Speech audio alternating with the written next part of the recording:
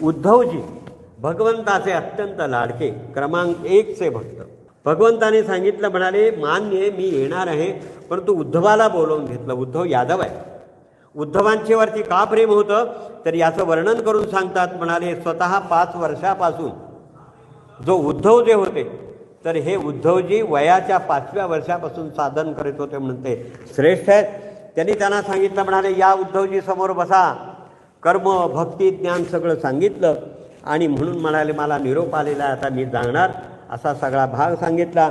मग त्यावेळेस उद्धवांनी प्रार्थना केली, देवा म्हणाले आपण जाणार, कधीचा आगमन होणार, आमचा त्राता कोण आहे, आमचा त्राता कोणी आहे का नाही. आणि म्हणून याकरता त्यांनी सांगितलं काळजी करू नका म्हणाले.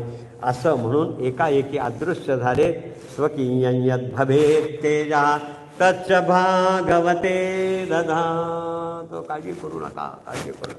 स्वतःचं तेज जे आहे हे तेज त्या श्रीमद भागवतार्णवम तिरोधाय प्रविष्टोय श्रीमद भागवत रूपी ग्रंथामध्ये त्यांनी प्रवेश केला. आणि हे तेज माझंच आहे, भागवत रूपी ग्रंथ हा मीच आहे अशी धारणा करा, काळजी करू नका म्हणून सांगितलं आणि आश्वासित केलं.